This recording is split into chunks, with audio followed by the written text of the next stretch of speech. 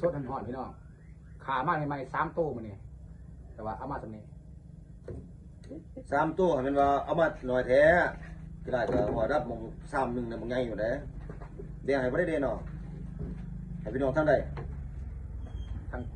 งกองห้าง กองห้างโอ้พี่น้องทั้งกองห้างพี่น้องทั้งกองห้างได้กินแล้วบ่เนาะตัวนี้ ดับหวานเขาเอิ้นไว้ช่างว่า เอากิริวเดี๋ยวซับมันเหลือ ประมาณนั้นแหละ ทั้งอัตตปือซับมันเหลือ เอาวันนี้สิจัดให้พี่น้องมาแต่เที่ยงครับมาแต่ ส่วนมีที่พี่น้องมาแตะเวียงหมดส่วนนี้ ไปอยู่ของห้างระยะจำเป้าเอาด้วยพี่น้องด้วยพันบ่คนมักพันอยู่ โอ้ยมาซะอีกตัวนี้โอ้ยมันจะเอาดีๆสิไปจ่อพี่มองเข้าไว้เนาะอ๋อโอ้ยแม่มันพี่น้อง นั่นแหละ ตายทั้งเสกกับทาเล็กเป็นว่าเสกกับทาเล็กหรือเสกกับทาหางนี่ เอาให้พี่น้องมอเห็นนี่เป็นมา เอาเลยมาเดี๋ยวพี่น้องเด้อนี่ยั่วเรานี่ฮะ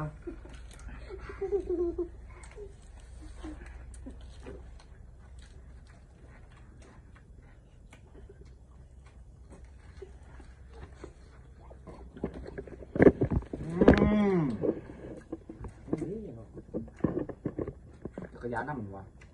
เอา มา จัดให้ เลยแซ่บข้าวมุกเนาะเอาในเบ้าเรื่องยากเพิ่นเอาเอาว่าจับของผมสวยไปได้เด้อ เสียบแค่เด้เนาะ คนว่าเอาแบบสั่งคนว่านะ ว้า ก่อนเบ้าสุดยากก่อน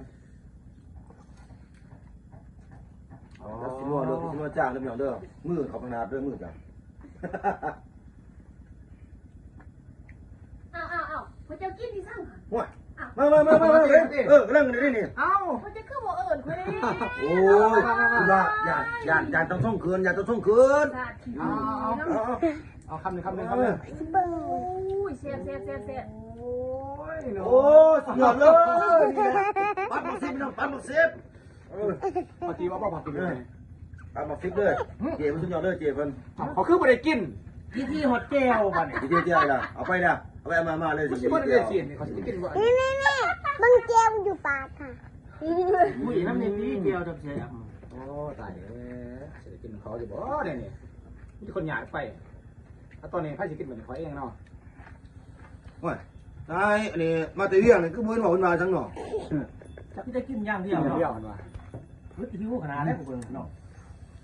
เอาพี่น้องโอ้ยจวดจ่าเฮ้ยมันจะกินว่าเนี่ย